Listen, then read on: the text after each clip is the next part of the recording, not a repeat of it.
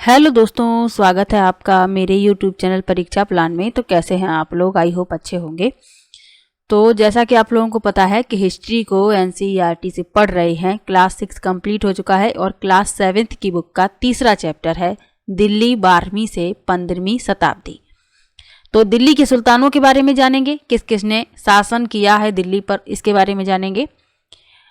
तो चलिए शुरू करते हैं। यदि वीडियो देखने के बाद आपको अच्छा लगे तो वीडियो को लाइक और शेयर कर दीजिएगा, और यदि चैनल पर आप नए हैं तो चैनल को सब्सक्राइब कर लीजिएगा। तो चलिए शुरू करते हैं आज के वीडियो को। अच्छा लेसन है, एक दो प्रश्न बन जाते हैं। तो लिखा है, हमने अध्याय 2 में देखा कि कावेरी डेल्टा जैसे क्षेत्र बड़े राज्यों के केंद्र बन गए थे। क्या आपने गौर किया कि अध्याय 2 में ऐसे किसी राज्य का जिक्र नहीं है जिसकी राजधानी दिल्ली रही हो? सही बात है, ऐसे किसी भी राज्य का जिक्र नहीं किया गया जिसकी राजधानी दिल्ली थी। इसकी वजह यह है कि दिल्ली महत्वपूर्ण शहर 12वीं शताब्दी में ही बना।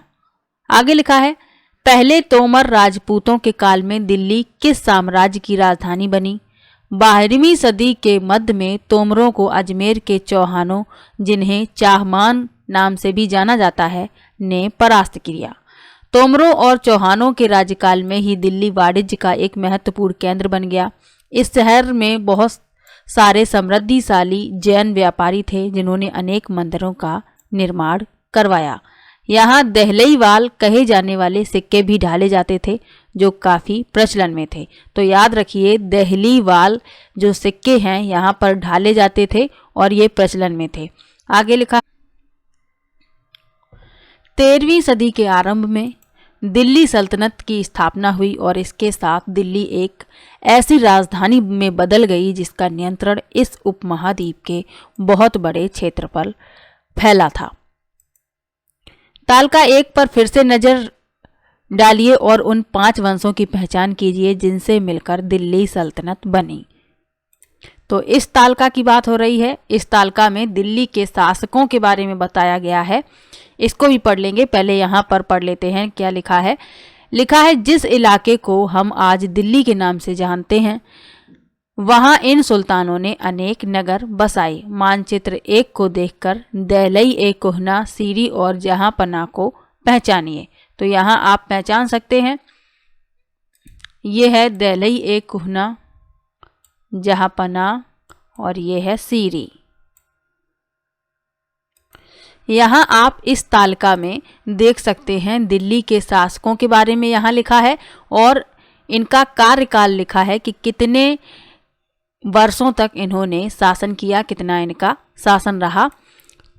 तो तोमर आरंभिक 12वीं शताब्दी, अनंगपाल 1130 से 1145, चौहान वंश जो था उसमें 1165 से 1192 के बीच में शासन किया, और जिसमें पृथ्वीराज चौहान ने 1175 से 1192 के बीच शासन किया। तो ये यहाँ पर सब लिखे हुए हैं। तो इसको मैं टेलीग्राम पर अपलोड कर दूंगी, आप लोग इसे पढ़ लीजिएगा। आगे पढ़ते हैं। लिखा है, सुल्तानों के अधीन दिल्ली। तो दिल्ली जो है वह सुल्तानों के अधीन थी। कैसे थी, इस बारे में बताया गया है। लिखा है, इतिहास तारीख एकवचन और तवारीख बहुवचन है जो सुल्तानों के शासनकाल में प्रशासन की भाषा फारसी में लिखे गए थे।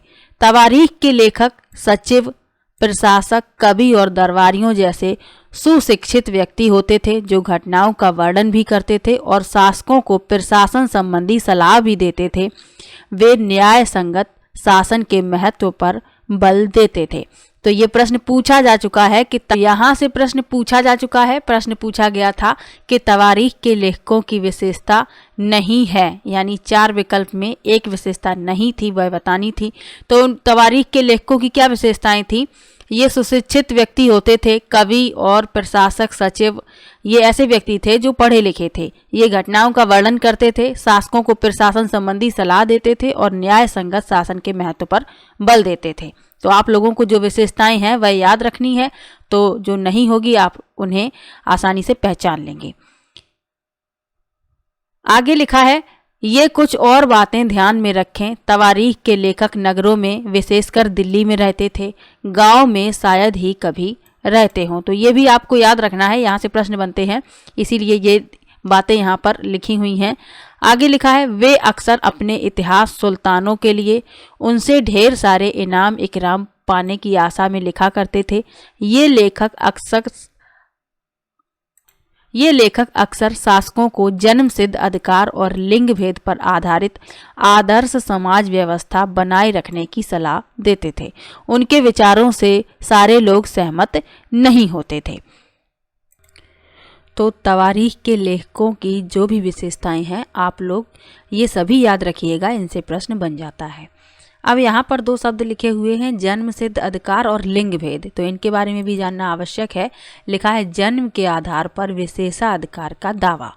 उदाहरण के लिए लोग मानते थे कि कुलीन व्यक्तियों को कुछ खास परिवारों में जन्म लेने के कारण शासन करने का अधिकार विरासत में मिलता है, तो इसे कहते हैं जन्म सिद्ध अधिकार। लिंग भेद क्या है? स्त्रियों तथा पुरुषों के बीच सामाजिक तथा शरीर रचना संबंधी अंतर। आमतौर पर यह तर्क दिया जाता है कि ऐसे अंतर के कारण पुरुष स्त्रियों की तुलना में श्रेष्ठ होते हैं, तो ये लिंग भेद होता है। आगे लिखा हुआ है, सन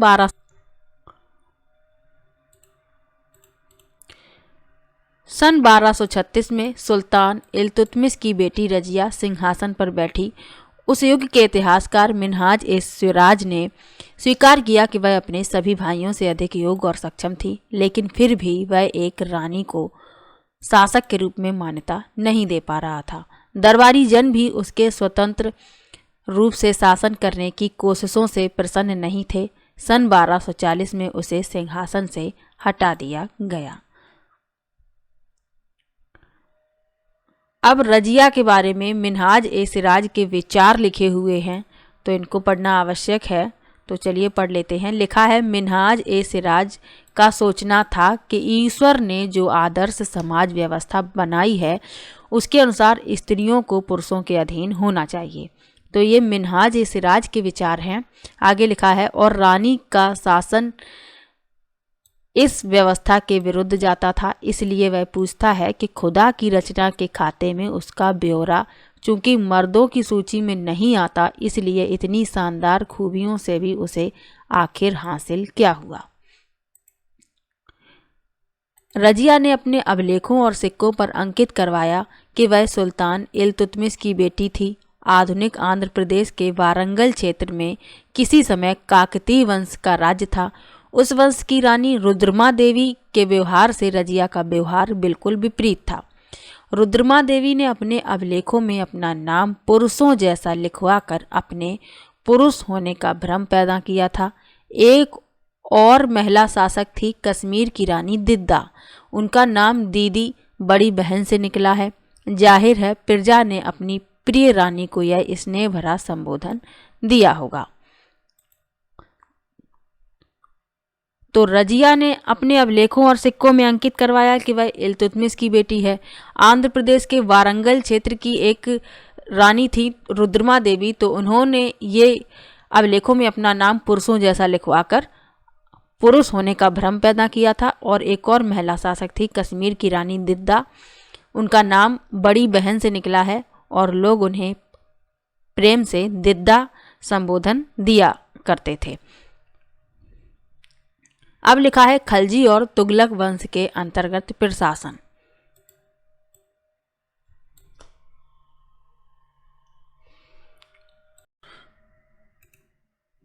लिखा है, दिल्ली सल्तनत जैसे विशाल साम्राज्य के समेकन के लिए विश्वसनीय सूबेदारों तथा प्रशासकों की जरूरत थी।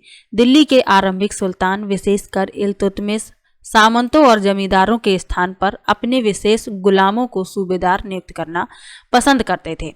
तो जो आरंभिक सुल्तान थे इल्तुतमिश, तो इनका क्या मानना था, ये सामंतों और जमींदारों को सूबेदार के रूप में नियुक्त नहीं करते थे, बल्कि अपने विशेष गुलामों को सूबेदार बनाते थे। इन गुलामों को फारसी में बंदगा कहा जाता है तथा इन्हें सैनिक सेवा के लिए खरीदा जाता था। उन्हें राज्य के कुछ बहुत ही महत्वपूर्ण राजनीतिक पदों पर काम करने के लिए बड़ी सावधानी से प्रशिक्षित किया जाता था। वे चूंकि पूरी तरह अपने मालिक पर निर्भर होते थे, इसलिए सुल्तान भी विश्वास करके उन पर निर्भर हो सकते थे। तो ये जो गुलाम थे, फारसी भाषा में इन्हें बंदिगा कहा जाता था। इस बात को आप लोग याद रखिएगा। यहाँ एक महत्वपूर्ण तथ्य लिखा है, बेटों से बढ़कर गुलाम। सुल्तानों को सलाह दी जाती थी कि जिस गुलाम को हमने पाला पोसा और आगे बढ़ाया है उसकी हमें देखभाल करनी चाहिए, क्योंकि तकदीर अच्छी हो तभी पूरी जिंदगी में कभी कभी ही योग्य और अनुभवी गुलाम मिलता है। बुद्धिमानों का कहना है कि योग्य और अनुभवी गुलाम बेटे से भी बढ़कर होता है। तो विद्वान ये मानते थे कि योग्य और अनुभवी जो गुलाम है वह बेटे से भी बढ़कर होता है। तो यही यहाँ पर बताया गया है। आगे लिखा है, खलजी तथा तुगलक शासक बंदगा का इस्तेमाल करते रहे और साथ ही अपने पर आश्रित निम्न वर्ग के लोगों को भी ऊंचे राजनीतिक पदों पर बैठाते रहे। ऐसे लोगों को सेनापति और सूबेदार जैसे पद दिए जाते थे, लेकिन इससे राजनीतिक अस्थिरता भी पैदा होने लगी। आश्रित क्या होता है? जो किसी अन्य व्यक्ति के संरक्षण में रहता हो, उस पर निर्भर हो, तो वह कहलाता है आश्रित। आगे लिखा है, गुलाम और आश्रित अपने मालिकों और संरक्षकों के प्रति तो वफादार रहते थे, मगर उनके उत्तराधिकारियों के प्रति नहीं। सुल्तानों के अपने नौकर होते थे। फलस्वरूप किसी नए शासक के सिंहासन पर बैठते ही प्रायः नए और पुराने सरदारों के बीच टकराहट शुरू हो जाती थी। सुल्तानों द्वारा निचले तबके के लोगों को संरक्षण दिए जाने के कारण उच्च वर्ग के कई लोगों को गहरा धक्का भी लगता था और फारसी तवारीख के लेखकों ने निचले खानदान के लोगों को ऊंचे पदों पर बैठाने के लिए दिल्ली के सुल्तानों की आलोचना भी की है। तो ये आलोचना की है जो फारसी के लेखक थे, तवारीख के जो लेखक थे, तो इन्होंने ये आलोचना की कि जो सुल्तान होते थे निम्न वर्ग के लोगों को ऊंचे पदों पर बैठाते थे, तो इसके लिए सुल्तान की आलोचना तवारीख के लेखकों ने की थी। तो यहाँ लिखा हुआ है, सुल्तान मोहम्मद तुगलक के अधिकारी जन के बारे में लिखा है, सुल्तान मोहम्मद तुगलक ने अजीज खुमार नामक कलाल शराब बनाने और बेचने वाला, फिरोज हज्जाम नामक नाई, मनका तब्बाख नामक बावर्ची और लड्ढा तथा पीरा नामक मालियों को ऊंचे प्रशासनिक पदों पर बैठाया था। 14वीं शताब्दी के मध्य के इतिहासकार जियाउद्दीन बर्नी ने इन नियुक्तियों का उल्लेख सुल्तान के राजनीतिक विवेक के नाश और शासन करने की अक्षमता के उदाहरण के रूप में किया है। तो जो इतिहासकार थे जियाउद्दीन बर्नी, इन्होंने उल्लेख किया है कि जो सुल्तान था उसका राजनीतिक विवेक नष्ट हो गया था और शासन करने की अक्षमता के उदाहरण के रूप में उन्होंने इसका उल्लेख किया है। आगे लिखा है, पहले वाले सुल्तानों की ही तरह खलजी और तुगलक शासकों ने भी सेना नायकों को भिन्न भिन्न आकार के इलाकों के सूबेदार के रूप में नियुक्त किया। ये इलाके एकता कहलाते थे। प्रश्न पूछा जाता है, एकता क्या है? तो भिन्न भिन्न आकार के जो इलाके थे वे एकता कहलाते थे। आगे लिखा है, और इन्हें संभालने वाले अधिकारी इक्तदार या मुक्ति कहे जाते थे। तो ये जो भिन्न आकार के इलाके थे इन्हें एकता कहा जाता था और इन्हें संभालने वाले अधिकारी इक्तदार कहे जाते थे और इन्हीं को ही मुक्ति भी कहा जाता था। तो दोनों बातें आप लोगों को याद रखनी है। आगे लिखा है, मुक्ति का फर्ज था सैनिक अभियानों का नेतृत्व करना और अपने इक्तों में कानून और व्यवस्था बनाए रखना।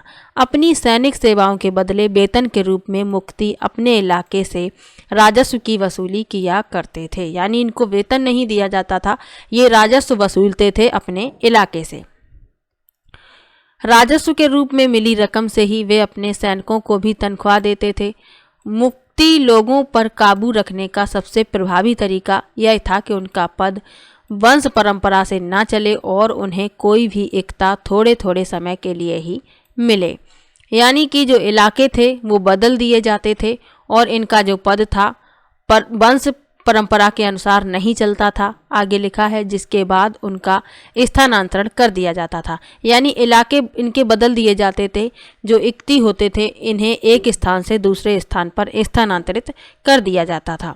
आगे लिखा है, सुल्तान अलाउद्दीन खिलजी और मोहम्मद तुगलक के शासनकाल में नौकरी के इन कठोर नियमों का बड़ी सख्ती से पालन होता था। मुक्ती लोगों द्वारा एकत्रित किए गए राजस्व की रकम का हिसाब लेने के लिए राज्य द्वारा लेखा अधिकारी नियुक्त किए जाते थे। तो ये किसके शासनकाल में? अलाउद्दीन खिलजी और मोहम्मद तुगलक के शासनकाल में। आगे लिखा है, इस बात का ध्यान रखा जाता कि मुक्ति राज्य द्वारा निर्धारित कर ही वसूले और तय संख्या के अनुसार सैनिक रखे। तो लेखा अधिकारी नियुक्त, तो जो मुक्ति थे राजस्व वसूलते थे उसका हिसाब लेने के लिए लेखा अधिकारी नियुक्त किए गए थे। ये इस बात का भी ध्यान रखते थे कि मुक्ति राज्य द्वारा निर्धारित जो कर है उसी को ही वसूलें और जितनी संख्या तय की गई है उतने ही सैनिक रखें। तो ये कार्य था लेखा अधिकारी का, जो अलाउद्दीन खिलजी और मोहम्मद तुगलक के शासनकाल में रखे गए थे। आगे लिखा है, जब दिल्ली के सुल्तान शहरों से दूर आंतरिक इलाकों को भी अपने अधिकार में ले आए तो उन्होंने भूमि के स्वामी सामंतों और अमीर जमींदारों को भी अपनी सत्ता के आगे झुकने को बाध्य कर दिया। अलाउद्दीन खिलजी के शासनकाल में भू राजस्व के निर्धारण और वसूली के कार्य को राज्य अपने नियंत्रण में ले आया। स्थानीय सामंतों से कर लगाने का अधिकार छीन लिया गया, बल्कि स्वयं उन्हें भी कर चुकाने को बाध्य किया गया। सुल्तान के प्रशासकों ने जमीन की पैमाइश की और इसका हिसाब बड़ी सावधानी से रखा। कुछ पुराने सामंत और जमींदार राजस्व के निर्धारण और वसूली अधिकारी के रूप में सल्तनत की नौकरी करने लगे। उस समय 3 तरह के कर थे। कृषि कर, जिसे खराज कहा जाता था, ये आप लोगों को याद रखने हैं। कृषि कर को खराज कहा जाता था और जो किसान की उपज का लगभग 50% होता था। मवेशियों पर कर लगाया जाता था और घरों पर भी कर लगाया जाता था। याद रखना यह जरूरी है कि इस उपमहाद्वीप का काफ़ी बड़ा हिस्सा दिल्ली के सुल्तानों के अधिकार से बाहर ही था। दिल्ली से बंगाल जैसे सुदूर प्रांतों का नियंत्रण कठिन था और दक्षिण भारत की विजय के तुरंत बाद ही वह पूरा क्षेत्र फिर से स्वतंत्र हो गया था। यहाँ तक कि गंगा के मैदानी इलाके में भी घने जंगलों वाले ऐसे क्षेत्र थे जिसमें बैठने में सुल्तान की सेनाएं अक्षम थीं। स्थानीय सरदारों ने इन क्षेत्रों में अपना शासन जमा लिया। अलाउद्दीन खिलजी और मोहम्मद तुगलक इन इलाकों पर जोर जबरदस्ती अपना अधिकार जमा तो लेते थे, पर वह अधिकार कुछ समय तक ही रह पाता था। तो ये जो अलाउद्दीन खिलजी और मोहम्मद तुगलक थे, ये जो दूर इलाके थे वहाँ अपना अधिकार जमा तो लेते थे, लेकिन इनका अधिकार ज़्यादा समय तक नहीं रह पाता था क्योंकि स्थानीय सरदार थे इन क्षेत्रों पर, वे अपना शासन चलाते थे। आगे लिखा है, सरदार और उनकी किलेबंदी। तो सरदारों की किलेबंदी किस प्रकार से की गई थी, इसके बारे में लिखा है, अफ्रीकी देश मोरक्को से 14वीं सदी में भारत आए यात्री इब्न बतूता ने बतलाया कि सरदार कभी कभी चट्टानी ऊबड़ खाबड़ पहाड़ी इलाकों में किले बनाकर रहते थे। आप लोगों को ये याद रखना है कि इब्न बतूता जो है वह कहाँ से आया था, तो वह मोरक्को से आया था। ये बात आपको याद रखना है। आगे लिखा है, चट्टानी ऊबड़ खाबड़ पहाड़ी इलाकों में किले बनाकर रहते थे और कभी कभी बांस के झुरमुटों में। भारत में बांस पोला नहीं है, यह बहुत बड़ा होता है। इसके अलग अलग हिस्से आपस में इस तरह से गुथे होते हैं कि उन पर आग का भी असर नहीं होता। वे कुल मिलाकर बहुत ही मजबूत होते हैं। सरदार इन जंगलों में रहते थे जो इनके लिए किले की प्राचीर का काम देते थे। इस दीवार के घेरे में ही उनके मवेशी और फसल रहते। अंदर ही पानी ही भी उपलब्ध रहता, अर्थात वहाँ एकत्रित हुआ वर्षा का जल। इसलिए उन्हें प्रबल बलशाली सेनाओं के बिना हराया नहीं जा सकता था। ये सेनाएं जंगल में घुसकर खास तौर से तैयार किए गए औजारों से बांसों को काट डालती हैं। तो सरदारों के रहने की व्यवस्था बताई गई है कि वे किस प्रकार से रहते थे जंगलों में। आगे लिखा है, चंगेज खान के नेतृत्व में मंगोलों ने 1219 में उत्तर पूर्वी ईरान में ट्रांस ऑक्सियाना पर हमला किया, आधुनिक उज्बेकिस्तान, और इसके शीघ्र बाद ही दिल्ली सल्तनत को उनका धावा झेलना पड़ा। अलाउद्दीन खिलजी और मोहम्मद तुगलक के शासनकालों के आरंभ में दिल्ली पर मंगोलों के धावे बढ़ गए। इससे मजबूर होकर दोनों ही सुल्तानों को एक विशाल स्थानीय सेना खड़ी करनी पड़ी। इतनी विशाल सेना को संभालना प्रशासन के लिए भारी चुनौती थी। तो मंगोलों के आक्रमण के कारण जो दिल्ली के सुल्तान थे अलाउद्दीन खिलजी और मोहम्मद तुगलक, तो इन्होंने फिर अपनी विशाल सेना को खड़ा किया, लेकिन इतनी विशाल सेना को संभालना प्रशासन के लिए एक भारी चुनौती भी थी। अब लिखा है 15वीं तथा 16वीं शताब्दी में सल्तनत। तो ये भी पढ़ लेते हैं जल्दी से, यही एक टॉपिक बचा हुआ है, फिर लेसन जो है वह खत्म हो जाएगा। लिखा है तालका 1 को फिर से देखें, तो वह तालका की बात हो रही है जिसमें शासकों के बारे में लिखा हुआ है। आप पाएंगे कि तुगलक वंश के बाद 1526 तक दिल्ली तथा आगरा पर सैयद तथा लोधी वंशों का राज रहा। तब तक जौनपुर, बंगाल, मालवा, गुजरात, राजस्थान तथा पूरे दक्षिण भारत में स्वतंत्र शासक उठ खड़े हुए थे। उनकी राजधानियां समृद्ध थीं और राज्य फल फूल रहे थे। इसी काल में अफगान तथा राजपूतों जैसे नए शासक समूह भी उभरे। इस काल में स्थापित राज्यों में से कुछ छोटे तो थे पर शक्तिशाली थे और उनका शासन बहुत ही कुशल तथा सुव्यवस्थित तरीके से चल रहा था। शेर शाह सूरी ने बिहार में अपने चाचा के एक छोटे से इलाके के प्रबंधक के रूप में काम शुरू किया था और आगे चलकर उसने इतनी उन्नति की कि मुगल सम्राट हुमायूं तक को चुनौती दी और परास्त किया। शेरशाह ने दिल्ली पर अधिकार करके स्वयं अपना राजवंश स्थापित किया। सूरवंश ने केवल 15 वर्ष शासन किया, लेकिन इसके प्रशासन ने अलाउद्दीन खिलजी वाले कई तरीकों को अपनाकर उन्हें और भी चुस्त बना दिया। महान सम्राट अकबर ने जब मुगल साम्राज्य को समेकित किया तो उसने अपने प्रतिमान के रूप में शेरशाह की प्रशासन व्यवस्था को ही अपनाया था। तो आज का ये लेसन यहीं पर समाप्त होता है। दिल्ली के सुल्तानों के बारे में जाना है, 1-2 प्रश्न इससे बन जाते हैं, जहां से प्रश्न बनते हैं वहां मैंने बता दिया है, आप लोग उसे याद रखिएगा। मिलते हैं नेक्स्ट वीडियो में।